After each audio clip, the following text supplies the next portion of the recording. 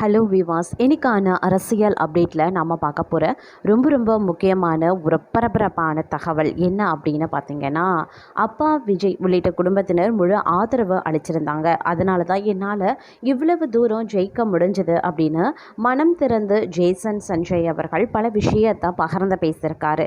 அவர் என்ன சொல்லியிருக்காரு அப்படிங்கிறத பற்றி தெரிஞ்சுக்க போகிறோம். அதை தொடர்ந்து தமிழக அரசியலில் பற்றிய பல்வேறு பரபரப்பான அப்டேட்ஸை பற்றியும் பார்க்க போகிறோம். ஸோ இந்த பதிவு உங்களுக்கு மிக பயனுள்ள விதத்தில் இருக்கும். வீடியோவை ஸ்கிப் பண்ணாமல் கடைசி வரைக்கும் பாருங்கள். வீடியோக்குள்ளே போகிறதுக்கு முன்னாடி இது வரைக்கும் நீங்கள் நம்ம சேனலை சப்ஸ்கிரைப் பண்ணலை அப்படின்னா உடனே சப்ஸ்கிரைப் பண்ணிக்கோங்க. அப்படியே பக்கத்தில் இருக்கக்கூடிய நோட்டிஃபிகேஷனுக்கான பில் பட்டனையும் ப்ரெஸ் பண்ணிக்கோங்க. சரி நேர்களே, வாங்க வீடியோக்குள்ளே போகலாம். இயக்குனராக தமிழ் சினிமாவில் அறிமுகமாக இருக்கக்கூடிய ஜேசன் சஞ்சய் தன்னுடைய முதல் திரைப்படமான சிக்மா குறித்து மனம் திறந்து பேசியிருக்காரு. மேலும் சினிமாவில் இயக்குனராக களமிறங்கும் தன்னுடைய முடிவுக்கு குடும்பத்தினர் அளித்த ஆதரவு குறித்து நிகழ்ச்சியுடன் பகிர்ந்திருந்தார். இது குறித்து பேசிய ஜேசன் சஞ்சய், சினிமாவில் அறிமுகமாவது குறித்து அப்பா விஜய், அம்மா சங்கீதா, என் சகோதரி மற்றும் நண்பர்களிடம் பேசின. அனைவருமே எனக்கு முழு ஆதரவு தெரிவித்திருந்தாங்க. அப்போது தான் அவர்கள் என் மீது எவ்வளவு நம்பிக்கை வைத்திருக்காங்க அப்படிங்கிறத உணர்ந்தேன் அப்படின்னு சொல்லியிருந்தார். மேலும் இயக்குனராக தனது முதல் படைப்பான சிக்மா திரைப்படத்தை சிறப்பாக உருவாக்க வேண்டும் என்ற எண்ணத்துடன் பணியாற்றி வருவதாகவும் இந்த வாய்ப்பை மிகப்பெரிய பொறுப்பாக கருதுவதாகவும் அவர் தெரிவித்திருக்கார்.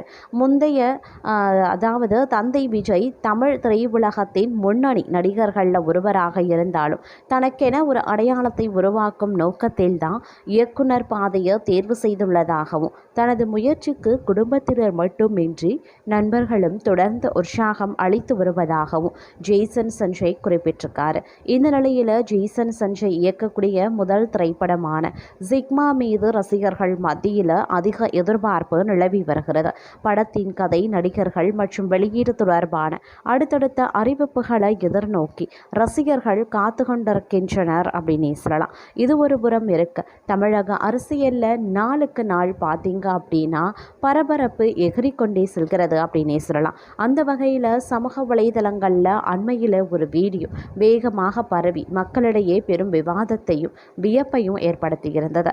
சென்னையில் இருக்கக்கூடிய இரு இளைஞர்கள் தங்களுக்கு ஏற்பட்ட மருத்துவ தேவைக்காக அரசு நிர்வாகத்தை அணுகியதும் அதற்கு அரசு காட்டிய மின்னல் வேக நடவடிக்கையும் தான் இந்த வீடியோவின் முக்கிய பின்னணியாகும். அவர்கள் தங்களுடைய அனுபவத்தை பகிர்ந்த விதம் மற்றும் தற்போதைய தமிழக அரசின் செயல்பாடுகள் குறித்து அவர்கள் வெளியிட்ட கருத்துக்கள் ஒட்டுமொத்த தமிழக மக்கள் மத்தியிலேயும் பெரும் பேசுபொருளாக மாறியிருக்கிறது. அந்த வீடியோவில் ராஜீவ்காந்தி அரசு பொது மருத்துவமனையில் சிகிச்சை பெற்று வரும் தனது நண்பருக்கு தேவையான ஒரு குறிப்பிட்ட அத்தியாவசிய ஊசி மருந்து கடந்த 2 மாதங்களாக கிடைக்கவில்லை என்று அந்த இளைஞர் குறிப்பிடுகிறார். ஆட்டோ இம்யூன் பாதிப்பு காரணமாக உயிர் பிழைக்க வேண்டுமானால் அந்த ஊசியை மாதந்தோறும் செலுத்த வேண்டிய கட்டாயத்தில் அந்த நண்பர் இருந்திருக்காரு. ஆனால் மருத்துவமனை நிர்வாகத்திடம் கேட்டபோது மருந்து எப்போது வரும் என்று தெளிவான பதில் கிடைக்காததால் மனமுடைந்த அந்த இளைஞர்கள் ஒரு நம்பிக்கையற்ற சூழலில் வீடு திரும்பியிருக்காங்க. பின்னர் விளையாட்டாக ஒரு முயற்சிக்காக தமிழக முதலமைச்சரின் தனிப்பிரிவு இணைய பக்கத்திற்கு சென்று தங்களுடைய இந்த மருந்து பற்றாக்குறை குறித்து ஆன்லைனில் புகார் ஒன்றை அவர்கள் பதிவு செய்துள்ளனர். ஆனால் அவர்கள் எதிர்பாராத வண்ணம் வெறும் 5 நாட்களுக்குள் மருத்துவத்துறையிடமிருந்து அவர்களுக்கு எழுத்துப்பூர்வமான பதில் கடிதம் கிடைத்துள்ளது. அதில் அவர்களுக்காக 20 ஊசி மருந்துகள் பிரத்யேகமாக வரவழைக்கப்பட்டு கிடங்கில் வைக்கப்பட்டுள்ளதாகவும் அவர்கள் எப்போது வேண்டுமானாலும் வந்து அதனை பயன்படுத்திக் கொள்ளலாம் என்றும் கைப்பட எழுதப்பட்ட கடிதம் மூலம் உறுதியளிக்கப்பட்டுள்ளது. இந்த உடனடி மற்றும் வெளிப்படையான நடவடிக்கையை கண்டு நிகழ்ந்து போன அந்த சென்னை இளைஞர்கள் இதுவரை எந்த ஆட்சியிலையும் இது மாதிரி நடந்ததில்லை, இதுதான் உண்மையான மாற்றம் என்று தங்களின் வீடியோவில் உணர்ச்சி பொங்க கூறியிருக்காங்க. மேலும் அவர்கள் இப்பதான் தெரியுது ஏன் சிஎம் செல்லில் மனு கொடுக்க இத்தனை பேர் வரிசையாக நிற்கிறாங்க அப்படின்னு குறிப்பிட்டு அரசு நிர்வாகத்தின் மீதான மக்களின் நம்பிக்கைக்கு இந்த செயலை சாட்சி என்றும் பெருமிதத்தோடு விவரித்திருக்காங்க. அரசின் இந்த அசாத்திய வேகத்தை கண்டு வியந்த அந்த இளைஞர்கள், இது நம்ம தமிழ்நாடா இல்லை சிங்கப்பூரா சிங்கப்பூரா ஜப்பானான்னு சந்தேகமாக இருக்கிறது அப்படின்னு நகைச்சுவையோடும் வியப்போடும் ஒப்பிட்டு பேசியிருந்தாங்க. ஒரு சாமானியனின் கோரிக்கைக்கு இவ்வளவு குறுகிய காலத்தில் தீர்வு காணப்படுவது உலகளாவிய நவீன நாடுகளின் நிர்வாக திறனுக்கு இணையாக தமிழகம் வளர்ந்து வருவதை காட்டுவதாக இந்த இளைஞர்கள் சமூக வலைதளத்தில் சிலாகித்து கொண்டு பேசியிருக்காங்க. கடைசியாக இப்படியே ஒரு 5 வருஷம் இந்த அரசு ஆட்சி செய்தான் சிங்கப்பூர் ஜப்பான்காரன் எல்லாம் நம்மகிட்ட வந்து பாடம் கற்றுக்கிடுவாங்க என்று அந்த இளைஞர்கள் மிக உத்வேகத்துடன் தனது வீடியோவை முடித்திருக்காங்க. இந்த வீடியோவானது இணையத்தில் வைரலாகி அரசு இயந்திரங்கள் சரியாக செயல்பட்டால் எப்படிப்பட்ட மாற்றங்களை சமுதாயத்தில் ஏற்படுத்த முடியும் என்பதற்கும் மக்கள் குறைகளை தீர்ப்பதில் காட்டப்படக்கூடிய அக்கறைக்கும் ஒரு மிகச்சிறந்த உதாரணமாகவே திகழ்கிறது அப்படின்னு சொல்லலாம். அது மட்டுமின்றி மற்றொரு புறமும் தமிழகத்தில் ஜாதி வாரி கணக்கெடுப்பு நடத்த வேண்டும் என்ற கோரிக்கை நீண்ட நெடுங்காலமாக விவாதிக்கப்பட்டு வரும் ஒரு முக்கிய சமூக நீதி பிரச்சனையாக இருந்து வருகிறது. இந்த நிலையில் பாட்டாளி மக்கள் கட்சியின் தலைவர் அன்புமணி ராமதாஸ் தமிழகத்தில் ஜாதி வாரி கணக்கெடுப்பு விவகாரத்தில் தற்போதைய முதல்வர் விஜய் எடுத்திருக்கக்கூடிய துணிச்சலான முடிவை பாராட்டி பேசியிருக்கார். சென்னையில் நடந்த பாமக கூட்டத்தில் பேசிய அன்புமணி ராமதாஸ் கடந்த காலங்களில் தமிழகத்தை ஆட்சி செய்த 5 முதலமைச்சர்களை தங்களது கட்சி பிரதிநிதிகளும் மருத்துவர் ராமதாஸ் ஐயாவும் பலமுறை நேரில் சந்தித்து ஜாதிவாரி கணக்கெடுப்பு நடத்த வலியுறுத்தியதாக குறிப்பிட்டிருந்தார்.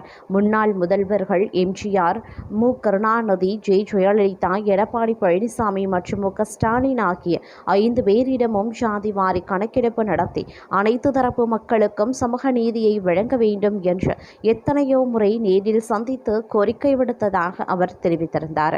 ஆனால் அவர்களிடம் ஆட்சி அதிகாரம் மற்றும் சட்டப்படியான வழிமுறைகள் என அனைத்தும் இருந்த போதிலும் இந்த கணக்கெடுப்பை நடத்துவதற்கு அவர்களுக்கு மனசு இல்லை என்று அன்புமணி ராமதாஸ் குற்றம் சாட்டியிருந்தார். முன்னாள் முதல்வர் மு ஸ்டாலின் ஆட்சி பொறுப்பில் இருந்தபோது ஜாதிவாரி கணக்கெடுப்பை தொடக்கத்தில் செய்வதாக தன்னிடமும் மருத்துவர் ஐயாவிடமும் நேரில் உறுதியளித்ததாக அன்புமணி தெரிவித்திருந்தார். ஆனால் அதன் பின்னர் அரசு அதிகாரிகள் சிலர் சார் இதெல்லாம் வேண்டாம், இதனால் தேவையற்ற பிரச்சனைகள் வரும் என்று கூறியதால் அவர் அந்த பணியை அப்படியே கைவிட்டு விட்டதாக குறிப்பிட்டார்.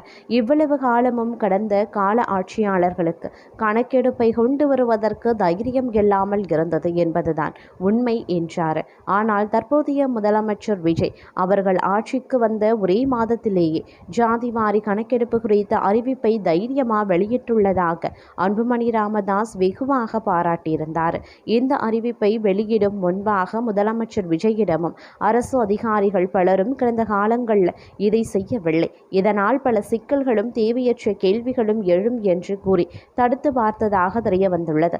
இருப்பினும் அதிகாரிகள் கூறிய அறிவுரைகளையும் மீறி என்ன பிரச்சனை வந்தாலும் பரவாயில்லை, நான் தேர்தல் அறிக்கையில் மக்களுக்கு வாக்குறுதி கொடுத்திருக்கேன், அது மட்டுமின்றி இது ஒரு சமூக நீதி பிரச்சனை என்று துணிச்சலுடன் முதலமைச்சர் விஜய் அதிகாரிகளுக்கு உத்தரவிட்டு இந்த அறிவிப்பை வெளியிட்டுள்ளதாக அன்புமணி சுட்டிக்காட்டியிருக்காரு.